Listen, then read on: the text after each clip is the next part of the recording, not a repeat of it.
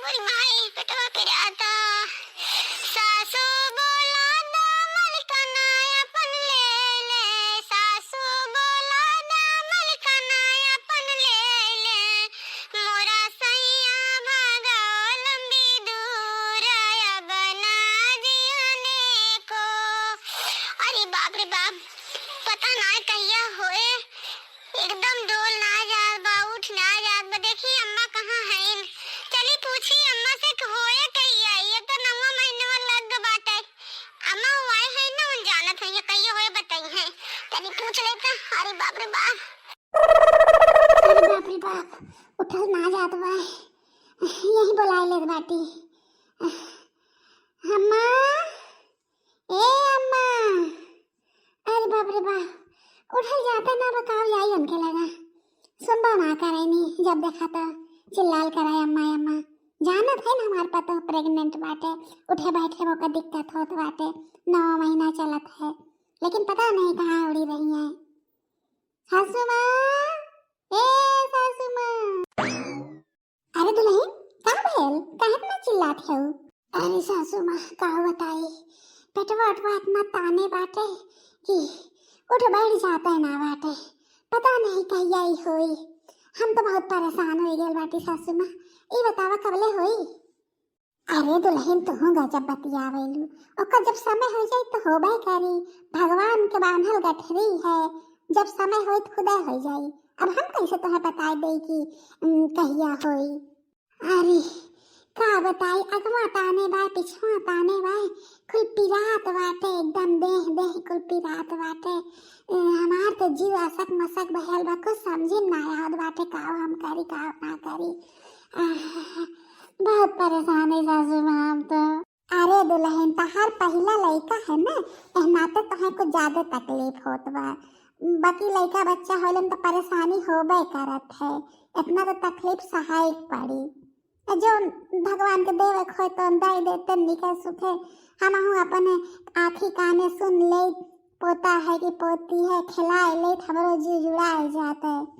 भगवान के जोन देवे खो तो दई देते निकल सुखे, एक पातर जोन होए तो। का बताई सासू माँ, हमें ना पता रहा लड़का बच्चा होले में इतना तकलीफ होत है, नहीं तो हम होइबे ना करी। अब एक तो गलती हो गई सासू माँ, लेकिन अब दोबारा नाव मत लू लड़का बच्चा पैदा करे बदे, हम ना जानत रहे इतना तकलीफ होत है लड़का बच्चा पैदा करे में। गजब दुल्हन तुम गजब बात करेलू। अरे तुम्हारा अकेल पतो हो बाटू, हम तो यही चाहे थे कि अपना नाती पोता हमरे भर जाए, कि घर हमार पूरा नाती पोता से भरल रहे, जगह जगह लड़का खेलत रहे, खात रहे, हगत रहे, मुँहत रहे, हमें तो भरल परिवार पूरा निक लगत है। अब दोबारा कहूँ जी, नहीं तो हमसे बुरा क्यों हो नहीं, हम तो चाहते थे कम से कम 5-6 हमरे पोता पोती होए। यार सासू माँ तुम गजब बतियावत बाटू, अब हम ना पैदा वैदा कर बैठे बहुत हो गया है।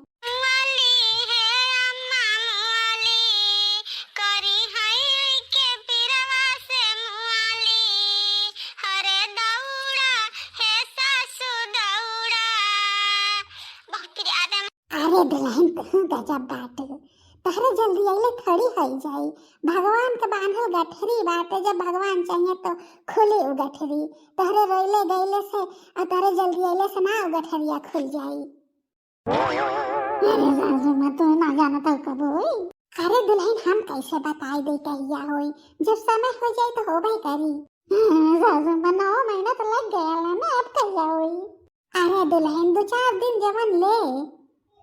अरे सासू माँ कैसे हम बताई कौन पीड़ा होत बाटे, हल्का हल्का दर्द होत बा, कबो करियाई में होत बा, कतो पेटे में होत बा, कतो कमर में होत बाटे। सासू माँ बहुत पीड़ात बाटे, हम तो जाना रात रात भर सोई ना पावत है, गोड़ अलगे से फूलल बा, उल्टी अलग से होत बाटे, कितनी तकलीफ हमें होत बा हम ही जानत बाटी।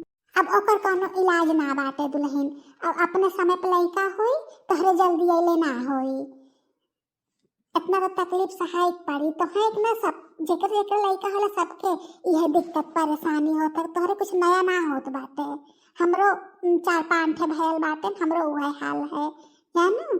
और बाकी काम धाम कुल करत रहा, गोबर ओबर फेंका, अपन दुआर मुहार बटोरा और खाना पीना कुल करत रहा। जितने काम कैले रहबू ना उतना देह फोफर रही और आसानी से लइका हो जाई। कमुआ मुआ तो सासू माँ करता बाटी, 9 महीना के दिन बीत गेला, महीना कुल कमुआ करत बाटी। कमुआ तो कुल होत बाटे, लेकिन सासू माँ बहुत पिरात बाटे। आज हमरे कुछ समझी ना आया होता कैसन दर्द होत बाटे। लगता आज वे होई का, देखा होवे कोई तो आज के जान हो ही जाए। तब तो बढ़िया बा, अगर आज हो जाते तो कम से कम हमें फुर्सत हो जाते। ए सासू माँ एक बात बतावा, एक बात पूछी तो सियाबू नहीं ने, पोता हो जाए तो सोहर ओहर गवाइबे करबू, और पोती हो जाए तो का करबू, ना गवाइबू सोहर ओहर? अरे दुल्हन कैसन बात तू करत हऊ, तू चिंता न करा। हमरे चाहे पोता हो चाहे पोती हो, 4 गांव पूरा हम लड्डू बटवाए और सिठौरा बनवाए, जो हलवाई बोलवाए, मिठाई बनी और सोहर गवाए, पूरे गांव में न्योता हम भेजब। और जितनी बेटिया बहन आई है सबके विदाई साड़ी दे, चाहे पोता हो चाहे पोती हो। पहल पहल हमरे घरे भगवान नया नया मेहमान आई, ओकर स्वागत हम करबे।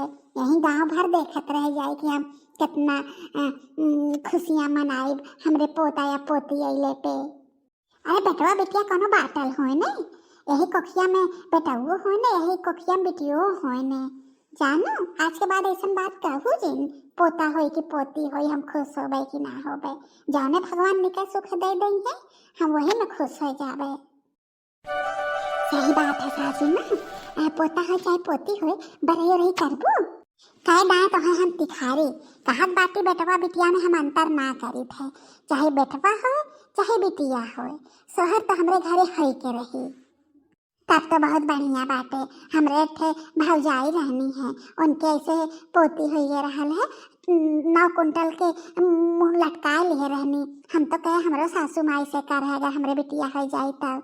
लेकिन बहुत बढ़िया बाटे सासू माँ, तो बहुत अच्छी बाटे, दुनिया की सबसे अच्छी सास हमार तू ही बाटू। नहीं दुल्हन, हम अम्मा के सास ना बाटी, जानू कि ना, हम तो अगोरत बाटी। कहिया खुशखबरी हमरे घरे आई, कहिया हम अपने घरे गोतनीन के बुलाइब, गवाइब, सिठौरा बटवाइब। हम तो अगोरत है, चाहे पोता हो जाए चाहे पोती हो जाए। हम तो ये ना अगोरत कि हमरे पोता हो तबे हम गीत गवाई। हम तो अगोरत बाटी, कहिया हमरे घरे पोता पोती कोनो खुशखबरी आवे हम गाना वाना गवाई। हम तहार भौजाई ना बाटी, जानू कि ना, हमार अलग सोच है। हे सासू माँ, हमरे अम्मा फोन आ रहा है तो से बतियावे कहत रहनी है, अब तू रहलू ना है, तनी उनका मोबाइल फोन मिला तनी बतिया ले। तो हम कहे हमरे सासू माँ आई है तो हम बात करवाए देवे, तो देखा ना का हाल चाल लई है, कुछ बात उत करवाइया हुई है। ठीक है दुल्हन, अब्बे यही लागे तोहरे आगे में हम मिलावत बाटी बतियाई ले। हेलो, हाँ समदिन जी, पाए लगी गोड़ धरत है। अरे बहनी खुश रहा और बतावा का हाल चाल बा, फोन कैले रहो, कोनो काम रहल है का? अरे समधिन कहा थे ने कि हम भेजत ही अपने बेटहनवा के, हमरे बेटियों के भेज दा। पहल पहल लइका होत बाटे जनती बाटू, तो हम सोचत बाटी अपने घरे हम डिलीवरी करवाई। अरे बहनी तू चिंता काहे करत बाटू, हमार पतो हो बाटे हम अपने घरे डिलीवरी कराए। हमरे पतो ही के अब दिन नजदीक आई गेल बाटे। हाँ, तू अपन गठरी उठरी बांध के तैयार रहो, जहिए हमरे घरे खुशखबरी आई वही दिन तोहरे घरे हम संदेशा भेजवाई और अपन आए जाओ अपन गावे बजावे बदे। हमार पतो बा हम अपने घरे डिलीवरी करवाए, तोहरे घरे काहे भेजब? अरे बहनी कैसन बात तू करत बाटू, बिटिया घरे का तो क्यों आवत है? हम तो यह चाहते हैं हमरे घरे डिलीवरी होते, तू बधौआ लेके आऊ तू। नहीं नहीं, अब पुराना सिस्टम खत्म हो गया बाटे, हम लोग नए जमाने के समधिन बाटी है। एनाथे हमार पतो बाटे, हमार पोता पोती होई जौन होई हमार खुशी बाटे, हमरे खुशी में तू शामिल हो, ठीक है? तैयार रहो अपन भाई पटीदार लेके और यहीं आओ, अपन छठी बार ही मनाई जाए मिलके, है? चिंता नहीं करा तू, तोहरे बेटिया के डिलीवरी में हम कोनो चीज के कमी ना करबे और अपन तैयार रहो।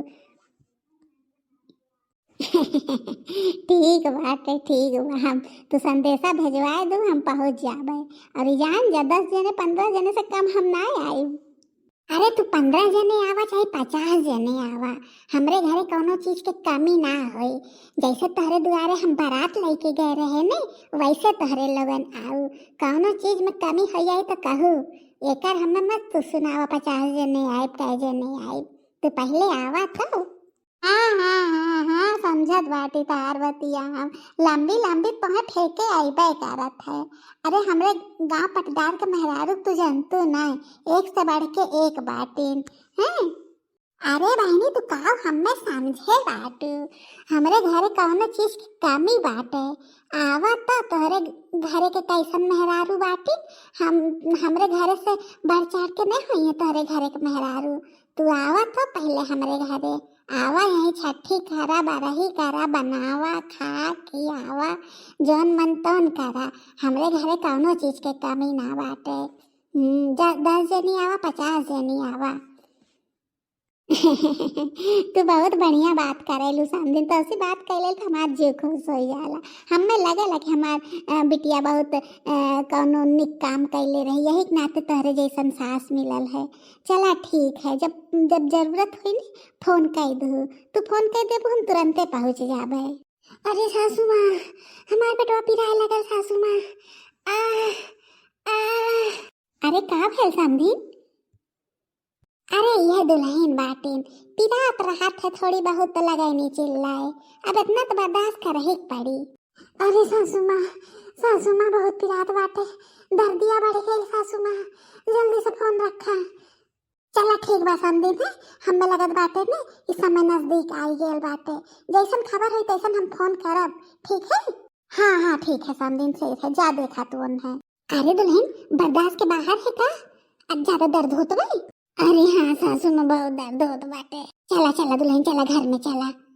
अरे सासू माँ बहुत पिरात बाटे, अरे सासू माँ। अरे दुल्हन घर में चल तू ने, यही थोड़ी लड़का हुई, चला घर में फोन ऑन करी, डॉक्टर बुलाई तनी।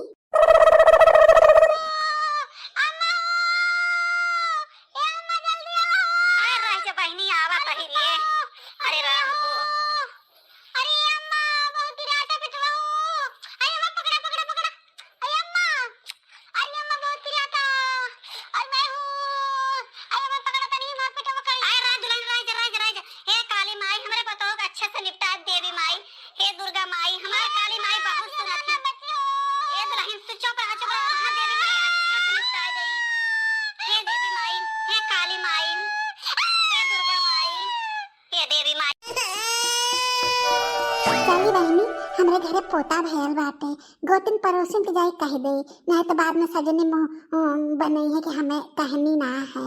चली कह दे, दाई गीतिया गवाए दे, जाए गांव पड़ोस में सबके बुलाए दे और गीत गवाए दे।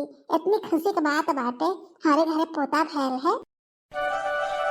आओ बहनी आवाज जा, बैठा जा खटिया हम लगाए के गए रहे हैं। बैठा बहनी बैठा, कहीं खड़ी बाटू? हाँ हाँ बैठक बाटी। और सब कहाँ रह गेल है? और तो अपना बुलाऊ है का? बड़की भौजी कहाँ बाटीन, छोटका चाची कहाँ बाटीन, और मझिलको कहाँ बाटीन, सब कहाँ है? आ सब जुटी बटी तबन गीतिया हुई। अरे बहनी तू बैठा, सब औते होई। अरे छटकी अम्मा गोर भरत बाटी, जना हमरे देवरानियों के भगवान एक बेटवा दे दियन है। अरे ललका खुश रहा। हाँ हमरो पतो है कि भगवान पंच बराबर कह देने। बैठा बैठा। अरे मटका जीजी आवा, बैठा गोर धरत है, अपने पोता भयल है। अरे भगवान तुम्हें बनाए रहे, तोहरो घर उजियार होए। हम तो कहिया से लखत रहे, कहिया खुशखबरी आई, जना आजू दिन आई गेल है। ए बहनी लगन तहरे से मिलके हमें आशीर्वाद दा सबकर, बड़े छोट के सबकर हम गोड़ धरत बाटी, हमरे पोता भयल बाटे।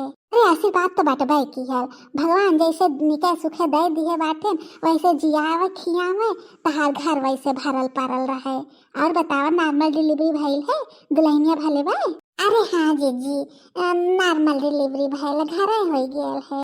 अरे भौजी गीतिया शुरू करा ने, मटका जीजी पहले तू गावे शुरू करा। अरे बहनी तोहर लगन गावत जातू न, जाना था हम बूढ़ ठेल मेहरारू बाटी, पुरान सुरान हमरे गीत आवत है, तोहरे से नई नौसर बाटू, नई बिटिहनी, नया गीत कहावा, पीछे से तो हम गईबे करबे। अरे मटका जीजी तू अपन पुराने उठावा, तहार गीतिया हमें बहुत निक लगत है।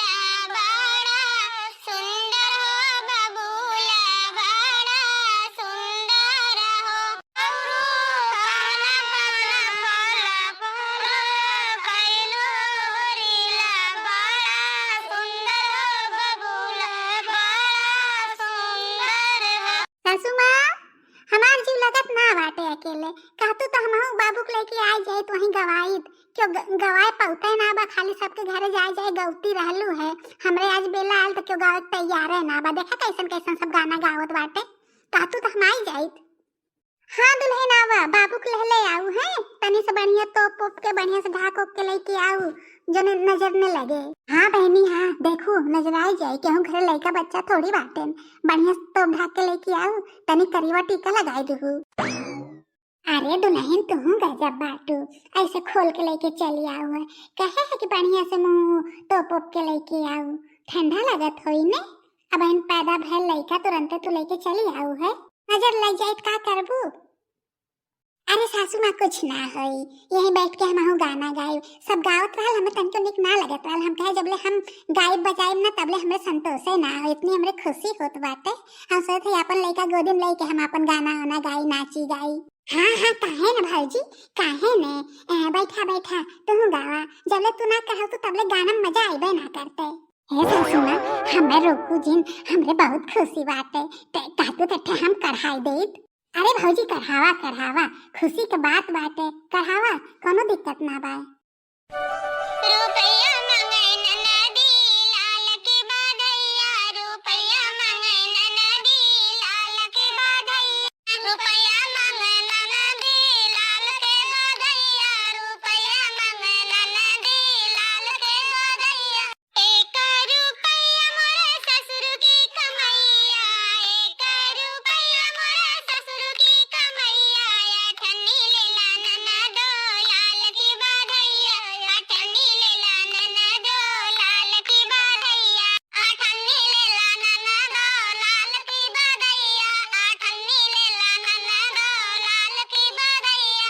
रुपया मंगै ननदी लाल की बाधैया, रुपया मंगै ननदी लाल की बाधैया, अठन्नी लेला ननदो लाल की बाधैया, अठन्नी लेला ननदो लाल की बाधैया।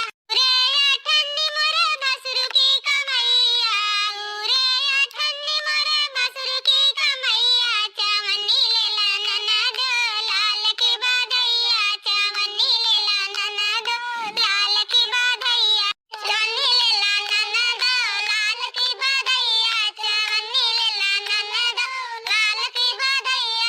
रुपया मंगै ननदी लाल की बाधैया, रुपया मंगै ननदी लाल की बाधैया, रुपया मंगै ननदी लाल के बाधैया, रुपया मंगै ननदी लाल के बाधैया। चवन्नी मोरे देवर की कमैया, पूरे चवन्नी मोरे देवर की कमैया, दुवन्नी लेला ननदो लाल की बाधैया, दुवन्नी लेला ननदो लाल की बाधैया, दुवन्नी लेला ननदो लाल की बाधैया, दुवन्नी लेला ननदो लाल के बाधैया, दुवन्नी लेला ननदो लाल के बाधैया।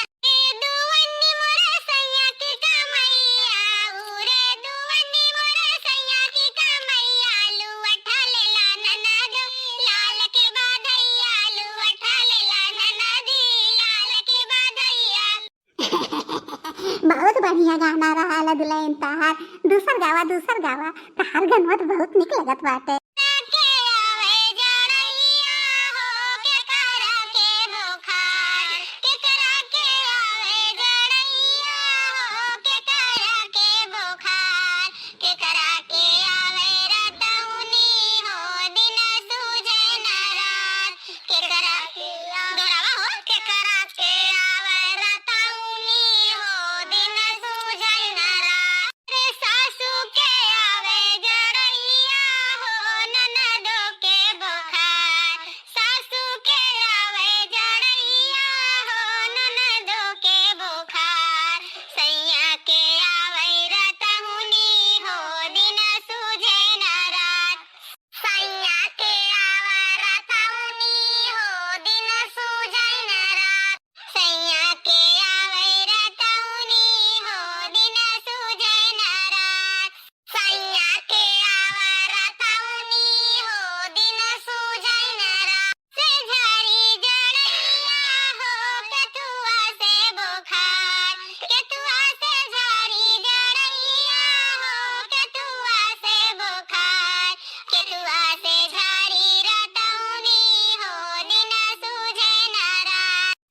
जुटुआ से झारी रखौनी हो दिन सूझैन रात जुटुआ से झारी जड़ैया हो कुछो से बुखार झाड़ुआ से झारी जड़ैया हो कुछो से बुखार झाड़ुआ से झारी जड़ैया हो कुछो से बुखार झाड़ुआ से झारी जड़ैया हो कुछो से बुखार जुटवा से झारी रतौनी हो दिन सूझैन रात झाड़ुआ से झारी जड़ैया हो कुछो से बुखार झाड़ू अरे दुल्हन बास करा बहुत गा लियो है अब बस इतना गाना गायब सही ना बातों है बदे हाँ सही कहा बाटिन भौजी अब मत गावा है अब चुपचाप बैठी रहा अब मटका जीजी उठान गई है नाही नाही मटका अम्मा आ गई है हमार सासू माँ गई है उ कहत रहनी हम बहुत खुश होबे पोता हो चाहे पोती हो अब तो उठान हमार मम्मी गई है सासू माँ गावत एक बढ़िया से उठान तनी गायक सुनाई देता तब हम जाई खुशी तो हमरे बटभाई की है चला ठीक बा यही खुशी के मौके पे ने हमार पतो कहल बाटे तो एक उठान गाय दे बाटी सुनत जा सब जनी करहाऊ है अरे वाह पता चलत बाटे कि भौजी कितनी खुश बाटिन हाँ हाँ भौजी करहावा खूब सुंदर के करहाऊ है यानी मन खुश हो जाए हमार